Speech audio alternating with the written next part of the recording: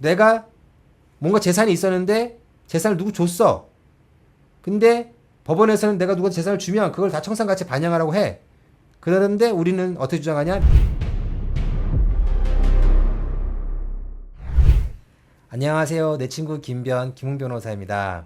지난번과 마찬가지로 실제 사례 저희가 어떻게 해결해 나갔는지, 그리고 나홀로 회생하시는 분들은 실제 사례에서 배울 것은 배우시고, 그리고 저에게 사건을 의뢰하실 분들은 김웅 변호사는 이렇게 대응을 했구나 하고 참고하시면 될 것 같아요.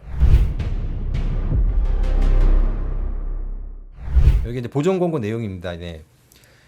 위 배우자 소유의 부동산에 설정되어 있는 근저당권자의 채권 현재액을 확인할 수 있는 부채증명원을 제출하고, 부동산 시가에서 담보 물건의 현재액과 채권 최고액을 비교하여 적은 금액을 공제한 잔액의 2분의 1을 재산적 가치로 반영한, 청산 가치로 반영한 재산 목록을 제출하기 바랍니다. 한마디로 말해서 배우자 명의의 부동산을 절반을 청산 가치에 반영하라는 보존 내용입니다. 요거를 어떻게 방어했냐? 이렇게 방어를 했어요. 배우자 명의 부동산은 이제 언제 이후로 채무자가 배우자와 공동 명의로 매수하여 언제 배우자에 증여한 것이다. 살 때는 배우자랑 공동 명의로 샀어요. 이걸 개인회생 하기 전에 배우자한테 이제 넘긴 거예요. 증여한 거예요.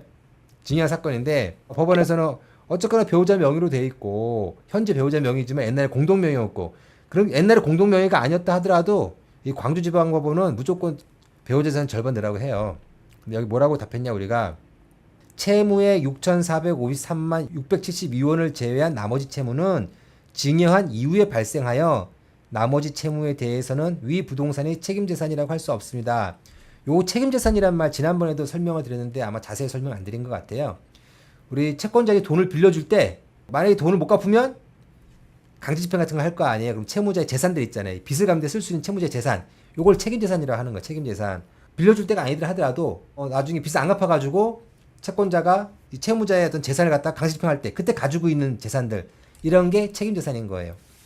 근데 이제 저희가 주장한 내용은 뭐냐면은, 이게 이 부동산이 이 채무자 명의로 있을 때 그때는 내가 빚이 640만 원밖에 없었다는 거예요. 640만 원밖에. 그러니까 공동 명의로 가지고 있을 때는 640만 원밖에 빚이 없었고, 나머지 빚은 이걸 갖다가 배우자한테 증여한 다음에, 즉 내가 재산이 없을 때 빌린 빚이다.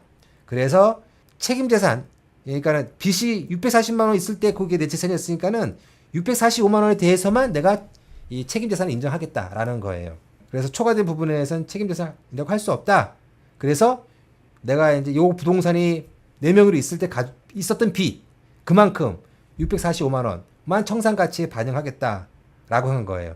실제로 얼마냐면 시가 2억 7천만 원짜리 부동산인데 거기에 담보 채무가 9천만 원 잡혀 있었어요. 그래서 2억 7천에서 담보 채무 9천을 빼면 1억 8천, 요거 절반 9천만 원. 이 9천만 원을 청산 가치 반영해야 되는 거예요. 법원에서 보전 공고 하는 대로 하면은. 근데 이제 이때 이미 이분은 현재 이미 청산 가치가 4,300만 원 있었고, 코인으로 한 5천만 원을 손실 보고 개인회생 신청하시는 분이었어. 그러니까 한 9천만 원 정도는 법원에서 이제 갚아라, 막 그렇게 해야 될 상황인 거예요. 왜냐면 단기간에 손실 본 코인 투자 손실액이 5천만 원이고, 그리고 이미 다른 청산 가치가 보험금이 많이 있더라고요. 보험 환급금이 4,300 정도 있었으니까 한 9천 정도 원래 갚아야 되는 상황이었어요. 근데 여기다가 이거 배우자 명의 부동산의 절반 9천만 원 하면은 다 포함 1억 8천이잖아요. 빚이 1억 7천인데 청산 가치 1억 8천 되는 이런 상황. 그러면 개인회생이 안 되는 거죠. 법원이 시킨 대로 하면. 설령 어떻게 한다 하더라도 원금 100%를 갚아야 되는 상황이에요. 청산 가치는 원래 이미 있는 4,300에다가 요 9천 하면은 1억 3,300, 거기에다 코인 투자 손실 5천 다 갚아야 되는 아주 그런 상황이었었는데, 요렇게 책임재산 요 개념을 이용해 가지고 주장해서 9천만 원만 변제하는 걸 마무리가 했어요. 예. 우리가 아무리 논리적인 얘기를 하더라도 책임재산으로 뭐 할 때 너무 이 변호사가 너 법리 그러면 회생위원들, 변호사가 아닌 사람들이 많아요. 이게 법원 직원들이야. 기분 나빠요. 기분 나쁘기 때문에. 그러면 또 다른 데에서 또 이렇게 막 딴지를 걸 수가 있어요. 그러니까는 살짝 양보하는 척을 해야 돼. 그리고 또 여기 뭐냐, 이런 말 썼어요. 참작하셔 선처 부탁드립니다.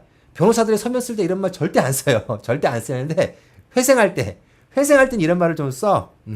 좀 양보하고 선처 부탁하고 그래야지 좀 매끈하게 진행되기 때문에 9천만 원 변제하는, 150만 원씩 5년 변제하는 걸로 마무리를 됐어요. 그래서 원래는 1억 7천 다 갚아야 되는 거를 9천으로 했으니까 8천만 원 정도 이제 확보한 그런 케이스라고 볼 수가 있습니다. 자, 책임재산. 요 지난 시간과 비슷한 거예요. 내가 뭔가 재산이 있었는데 재산을 누구 줬어. 근데 법원에서는 내가 누구 재산을 주면 그걸 다 청산가치 반영하라고 해. 그런데 우리는 어떻게 주장하냐? 내가 그 재산 내가 가지고 있을 때 그때는 빚이 없었다. 또는 내가 가지고 있을 때는 빚이 조금이었다. 그러니까는 내가 아주 빚이 없었으면 이거는 청산가치 한 푼도 반영할 수 없다는 거고, 빚이 조금 있었으면 가지고 있었을 때 그만큼만 청산가치 반영하겠다라는 거예요. 그래서 지금 이 책임재산 주장은 어떤 주장이냐면은 부인권에 대한 반박 주장이에요. 부인권이라는 건 채권자한테 피해를 줬다는 거야. 네가 이렇게 넘기면서 사회행위, 일반 민사소송에서는 사회행위라고 해요.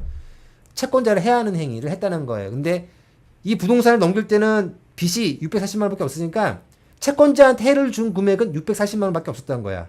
그래서 640만 원만 청산가치 반영하겠다는 거. 이게 이제 그 부인권에 대한 반박 논리예요. 이렇게 했더니 지난주 사례에서는 안 된다. 그래도 반영해라. 그 법원이 뭐냐? 부인권 대상의 행위는 안 될 수 있지만 명의신탁한 거 아니냐? 가짜로 준 거 아니냐? 실제로 준 게 아니라 이름만 이렇게 해놓은 게 아니냐? 이렇게 주장한 거예요. 법원에서. 그러니까 반을 하라고 한 거예요. 그래서 지난주 사례에서 한 번 더 우리가 또 반박을 했죠. 명의신탁이라는 건 내 돈으로 사가지고 다른 사람 이름을 해놓는 게 명의신탁인데, 그때는 그 자금 출처, 이 사람 배우자 명의를 했을 때 그 전에 공동명의였었거든요. 공동명의 있을 때도 거긴 내 돈이 안 들어갔다 라는 걸 증명해가지고 명의신탁도 아니었다라고 주장해서 청산가치 반영하지 않았는데, 요 광주에서는 그 주장을 법원에서 한 번 더 우리를 갖다가 반영해라 말을 안 했어요. 근데 요걸로 정리가 된 거였어요. 책임자산 주장은 이 부인권, 그러니까 사회행위에 대한 반박, 내가 재산을 넘김으로써 채권자한테 피해를 줬다. 책임자산 주장할 때는 책임자산이 원래 요만큼이었기 때문에 채권자한테 피해를 준 게 아니다. 뭐 그런 주장으로 나가는 겁니다. 네.